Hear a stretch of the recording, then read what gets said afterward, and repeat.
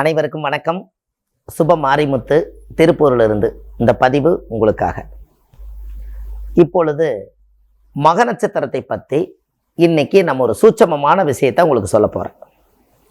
மக நட்சத்திரத்தில் ஒருவர் பிறந்தால் சிம்ம ராசியில் பிறப்பார்கள். வாழ்க்கையில் மக நட்சத்திரம்னாலே உங்களுக்கு தெரியுமல்லவா, பேருக்கும் புகழுக்கும் மாலைக்கும் மரியாதைக்குமே வாழ்ந்து வாழ்ந்து வாழ்ந்து வாழ்ந்து காலத்தையே கொண்டு போயிடும். மக நட்சத்திரக்காருக்கு ஒரு மாலை போட்டு ஒரு பொன்னாடை போத்திட்டா போதும். அவங்க வாழ்க்கையில் பொழுதா வரைக்கும் அவர் இருந்து நம்மளுக்கு ஒரு பொன்னாடை போத்திட்டாரே, நம்மளுக்குன்னு ஒரு மாலை போட்டாரே, இவருக்கு ஏதாவது நம்ம செய்வோன்னு சொல்லி அங்கே நிற்பார் ஜம்முன்னு. அவ்வளோ பெரிய ராஜ மனிதனவே ஒரு பொன்னாடை கட்டுப்படுது பார்த்துங்க. மகம்னா சிம்மம், சிம்மம்னா என்ன, அவர் தான் நம்ம தான் சொல்லிட்டாரல்ல, அதுதானே பொன்னாடை போட்டார், இத்தனை பேர் விட்டு எனக்கு போட்டுக்கிறாரல்ல, அப்போ இவருக்கு எதாவது செய்யணும் அப்படின்னு சொல்லி இந்த மக நட்சத்திரக்கார வாழ்க்கையில் பேருக்கும் புகழுக்கும் மாலைக்கும் மரியாதைக்காகவே வாழ்ந்து அவங்க காலத்தை கழிச்சிருவாங்க. பணத்தை சம்பாதிக்க தெரியாது அவங்களுக்கு, புகழை சம்பாதிக்க தெரியும். அப்படியே ஒருவேளை பணம் சம்பாதிச்சாலும் யாராவது கஷ்டப்பட்டு கண்ணீர் விட்டு அழுதாங்கன்னா பூராத்தையும் தூக்கி கொடுத்து போட்டு வந்துடுவார். இது மக நட்சத்திரக்காருக்கு தான் இதோடைய அணுக்கு. அப்போ இந்த மக நட்சத்திரத்தில் பிறந்தது ஒரு இடம், வளர்ந்தது ஒரு இடம், இருக்கிறது ஒரு இடம், இப்படி எல்லாம் போய் சுற்றி அடித்து கடைசியில் ஒரு 40 வயசு 45 வயசுக்கு மேலே தான் அவருக்கு புத்தியே வளரும். அடடா, நம்ம இவ்வளவு காலமாக தேடி வச்சோமே, இது எல்லாத்தையும் தூக்கி போடுறோமே, எப்போ தான் நம்ம வாழ்க்கையில் நம்ம வச்சு பொழைப்புன்னு சொல்லி அவருக்கு 40 வயசுக்கு மேலே 45 வயசுக்குள்ளே தான் அவருக்கு சுய அறிவே பிறக்கும். அது வரைக்கும் பேருக்கும் புகழுக்கும் மற்றவங்களுடைய வளர்ச்சிக்காகவே இவர் போய் கூட உழைச்சி ஓடா தேஞ்சு அவர் ஒரு வழி ஆயிடுவார். இது ஆணுக்காய் இருந்தாலும் பெண்ணுக்காய் இருந்தாலும் இந்த மக நட்சத்திரத்துக்கு இந்த கொள்கை. அதே ஒரு பெண்ணாக இருந்தால் அவங்க வாழ்க்கையில் உள்ளத்தில் அழுகிறது, வெளியே சிரிக்கிறது, தன்னோட வேதனை தனக்குள்ளேயே முடி வச்சுட்டு இன்னைக்கு சரியாயிருமா நாளைக்கு சரியாயிருமா அப்படின்னு வெளியில் சொல்லாமல் வேஷத்தவே போட்டுக்கிட்டு கடைசி வரைக்குமே ஒரிஜினல் தெரியாமல் அவங்க வாழ்ந்துக்கிட்டு இருப்பாங்க. உண்மையாக வாழ்கிற வாழ்க்கை எங்கே இருக்குன்னே எனக்கும் தெரியலைங்க, நானும் தேடித்தான் இருக்கிறப்பாங்க. அவங்கள கேட்டிங்கன்னா இப்படியெல்லாம் மக நட்சத்திர சிம்ம ராசியில் ஒருவர் பிறந்து படாத கஷ்டத்தைப்பட்டுட்டு இருக்கிறாங்க. அப்படி இருக்கிறவங்க எந்த நட்சத்திரக்காரை பிடிச்சா வாழ்க்கையில் மேலுக்கு வரலான்னு இன்னைக்கு ஒரு சூட்சமத்தை இன்னைக்கு உங்களுக்கு சொல்ல போகிறேன்.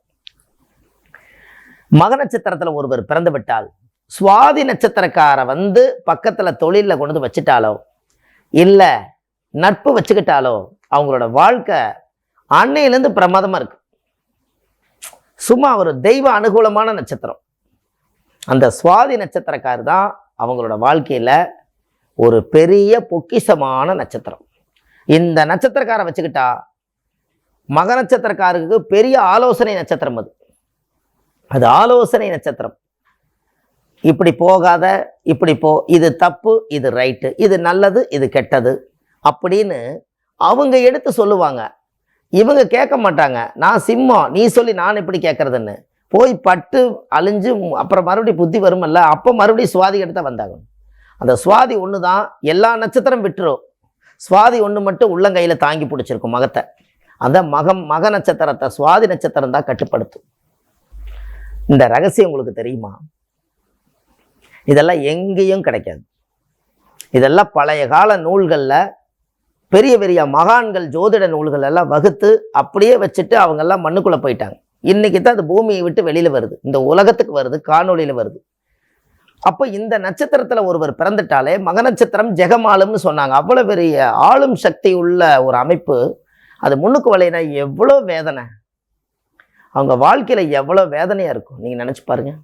கொஞ்சமாக நெஞ்சமா அவங்க கஷ்டப்பட்டது கொஞ்சம் கணக்கே இருக்காது. கௌரவத்துக்காகவே வாழ்க்கையை ஓட்டி காலத்தை பூரா ஓட்டிடுவாங்களே ஒழிஞ்சு ஒரு நாளும் கூட எனக்காக நான் வாழ்ந்தேன் அப்படின்னு அது சொல்லவே சொல்லாது. கௌரவம், புகழ், பேச்சு இதுகளுக்காக வாழு, தன்னுடைய சுய வாழ்க்கைக்காக அது வாழாது.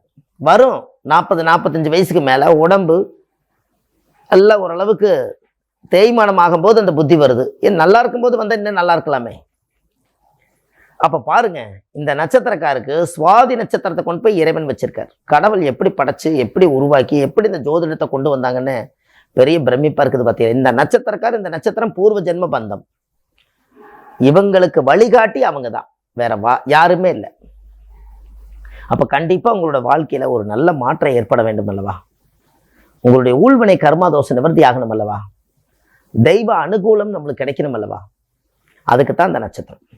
மக நட்சத்திரக்காரர் எங்கே போனாலும் சுவாதி நட்சத்திரக்காரை கூட கூட்டிகிட்டு போனால் அந்த காரியம் ஜெயம்.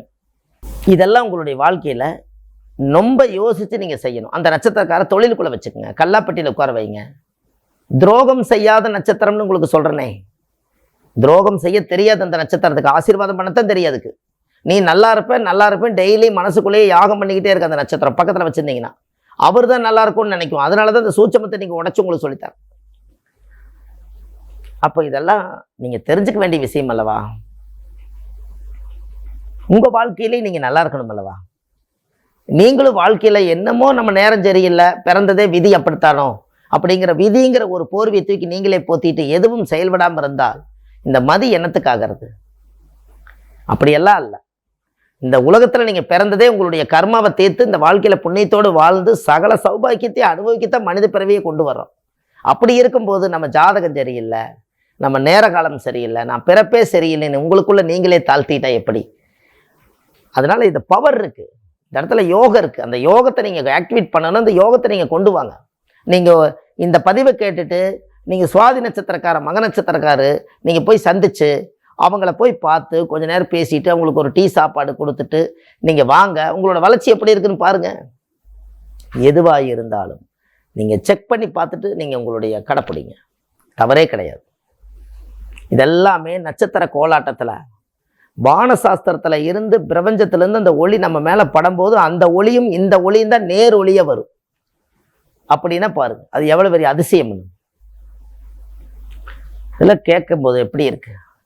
பல ஒவ்வொரு கிரகங்களும் எத்தனையோ கோடி மைலுக்கு அந்த பக்கம் இருக்குது. 27 நட்சத்திரத்தில் இந்த நட்சத்திரம் தான் இவங்களுக்கு சாதகமான நட்சத்திரங்கிறத இன்னைக்கு நம்மளுக்கு இந்த விஷயம் தெரியுதுன்னா இதைய கண்டுபிடிச்சு ஆராய்ச்சி செஞ்சு முன்னோர்கள் அதை எப்படி பத்திரப்படுத்தி வச்சு அவங்க அனுபவிச்சு வாழ்ந்திருப்பாங்க. மிகப்பெரிய ஒரு அரண்மனையில் இந்த நட்சத்திரக்காரர்கள்லாம் இருக்கும்போது அந்த அரண்மனைக்கே கேடு வராதான்.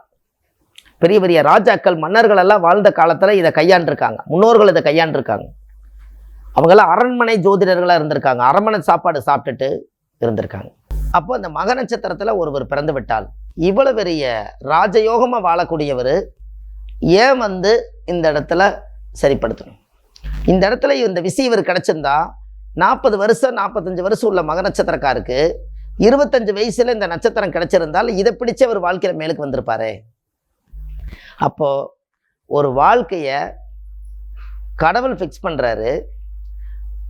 நவக்கிரகம் ஒரு தாயுடைய கருவறையில் இருந்து இந்த உலகத்துக்கு இன்ஃபார்ம் பண்ணுது. கடைசியில் ஜாதகத்தை ஜோசியர் கணிச்சு கன்ஃபார்ம் பண்ணுறாங்க. அதானே இப்படித்தான் நீ வாழ போறேங்கிறத யார் சொல்றா? அப்போ இந்த வாழ்க்கையில ஒரு மிகப்பெரிய மாற்றம் இருக்கா? கண்டிப்பா உங்களுடைய வாழ்க்கையில ஒரு நல்ல மாற்றம் ஏற்படுமா? இந்த மக நட்சத்திரக்காரருடைய வாழ்க்கையில 27 நட்சத்திரத்துல மக நட்சத்திரம் தோஷம் இல்லாத நட்சத்திரம் மக நட்சத்திரம். அது உங்களுக்கு தெரியுமா? தாய்க்கு சும கொடுக்காத ஒரே மரம் ஆலமரம் என்று நிறைய பதிவுல சொல்லியிருக்கேன். அந்த மக நட்சத்திரம் என்னைக்குமே உற்பத்தி பண்ணக்கூடிய நட்சத்திரம். இந்த மக நட்சத்திரக்காரர்களுக்கு சுவாதி நட்சத்திரக்காரருடைய அமைப்பு இவர்களுக்கு கிடைச்சிட்டா அவங்க வாழ்க்கை பொக்கிஷமா அவங்களுக்கு ஒரு பெரிய ஒரு அற்புதம் நடக்கும்ங்கிறது இந்த பதிவில் உங்களுக்கு கொடுக்குறேன். அப்போ தெய்வத்தினுடைய அனுகூலங்கள், உங்க வாழ்க்கையில பெரிய பெரிய முன்னேற்றம், பேரும் புகழ், மகிழ்ச்சி, இந்த பூலோகத்தில் நீங்க நினைக்கக்கூடிய யோகங்கள், இது எல்லாத்தையும் நம்மளுக்கு ஒரு சாவி கொடுக்கணும்னா ஒரு கீ கொடுக்கறதுக்கு சுவாதி நட்சத்திரக்கார கையில் ஒப்படைங்க. துரோகம் இல்லாத நட்சத்திரம். அந்த நட்சத்திரத்துக்கு ஆசீர்வாதம் பண்ண தெரியும், நீங்கள் எங்கே போனாலும் நல்லா இருக்கும்னு தெரியும். அவங்க போய் அர்ச்சனை பண்ணிட்டு வருவாங்க. அந்த அளவுக்கு உங்களுக்கு ஒரு வளர்ச்சி கொடுக்கக்கூடிய நட்சத்திரம். இன்னும் சொல்ல போனால் அந்த சுவாதி நட்சத்திரம் துலா ராசியில் பிறந்தவங்களா இருப்பாங்க. அந்த துலா ராசியில பிறந்து சுவாதி நட்சத்திரத்துல யார் இருந்தாலும் அவங்களுக்கு ஒரு நல்ல ஒரு நிலையான ஒரு வேலையை நீங்க செஞ்சுட்டு வாங்க. அனைத்து பிரச்சனைகளும் உங்களுக்கு தீரும்.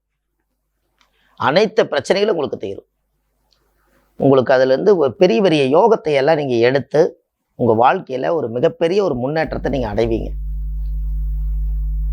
இந்த சுவாதி நட்சத்திரத்தை கரெக்டா அவங்கள கண்டுபிடிச்சு அவங்களுக்கெல்லாம் போய் ஒரு நன்மை செய்யும் போது அவங்களுக்கு நீங்கள் ஒரு பணிவிடை செய்கிறது, அவங்களுக்குன்னு ஏதாவது ஒரு சிம்மாசனத்தில் அவங்களுக்கு ஏதாவது ஒரு வேலை வாங்கி கொடுக்கறது, ஒரு அரசாங்க வேலை வாங்கி கொடுக்கறது, ஒரு வீட்டு வேலைக்கு வாங்கி கொடுக்க, ஏதோ ஒன்று அவங்களுக்கு உதவி செஞ்சுக்கிட்டே இருந்தீங்கன்னா அவங்க நல்லா இருக்கோன்னு உங்களை பார்த்து சொல்ல அந்த ஆசீர்வாதம் பிரமிப்பார். உங்களுக்கு அதுலேருந்து ஒரு மிகப்பெரிய மாற்றம் பிறக்க ஆரம்பிச்சிடும். அதுலேருந்து உங்களுடைய வளர்ச்சிகளும் நல்லா இருக்கும். இதெல்லாம் தெய்வ சக்தியால் ஆன நட்சத்திரம் தான். முன்னோர்களெல்லாம் இதை மறைமுகமாக கண்டுபிடிச்சு மறைமுகமாக இந்த ரகசியத்தை ரகசியமாகவே வச்சுட்டு போயிட்டாங்க. அதனால மக்களுக்கு இது கொஞ்சம் வெளியே வர்றதுக்கு கொஞ்சம் சிரமம். இன்னைக்கு அது வர்றதுக்கு காலம் என்னன்னா, பிரபஞ்சம் நம்மளுக்கு கொடுத்துருக்குது, இதை உலகத்துக்கு சொல்லு. இப்படி ஒரு நட்சத்திரத்தில் பிறந்தவங்க இப்படி ஒரு நட்சத்திரத்தை ஆக்டிவேட் பண்ணால் அவங்க வாழ்க்கை நல்லா இருக்கும் அப்படின்னு ஏதோ ஒரு ரூபத்தில் அந்த பிரபஞ்சத்தினுடைய ஞானம் சுரக்கலைனால் இது எப்படி நம்ம சொல்ல முடியும்? எப்படி இந்த கருத்தை நம்ம உணராமல் இருக்க முடியும்? அதனால மக நட்சத்திரக்காரர்களுக்கு சுவாதி நட்சத்திரக்காரை நட்பு ரீதியாக வைத்து கொண்டால் அவங்கள எந்த ரூபத்துக்கு அவங்கள மனசை கஷ்டப்படுத்தாமல், அவங்கள பகைச்சிக்காமல், அவங்களுடைய சொத்துக்கு அபகரிக்காமல் எவ்வளவுக்கு எவ்வளவு நீங்கள் வச்சுருக்கிறீங்களோ அவ்வளவுக்கு அவ்வளோ உங்களுக்கு நன்மையே. இதில் இன்னொன்று சொல்கிறேன், நீங்கள் கேட்டுக்குங்க. உங்களுக்கு அது தெய்வ நட்சத்திரம்னு நம்ம சொல்லிட்டோமா, அவங்கள நம்ம சித்திரவதை ஏதாவது பண்ணுனா அது தெய்வ சாபமாகி ஜாதகம் வேலை செய்யாமல் போயிடும். இந்த ரகசியத்தை நீங்கள் தத்துரூபமாக வச்சுக்கோங்க. அவங்கவுங்களுக்கு நட்சத்திரம் நான் சொல்லியிருக்கேன், அந்த நட்சத்திரக்காரர்களை சித்திரவதை பண்ணக்கூடாது, அவங்கள கஷ்டப்படுத்தக்கூடாது. நமக்கு சாதகமான நட்சத்திரத்தை நம்ம போய் பாதகம் பண்ணக்கூடாது. இது பண்ணாமல் இருந்தால் தான் இந்த ஜாதகம் வேலை செய்யும். அப்போ ஜாதகம் வேலை செஞ்சால் தான் நீங்கள் வேலை செய்வீங்க. ஜாதகத்துக்கும் உங்களுக்கும் கனெக்டிட் இருக்குது. வெளியிருந்து வரக்கூடிய இது புண்ணியமா பாவமானு நீங்கள் முடிவு பண்ணுங்க.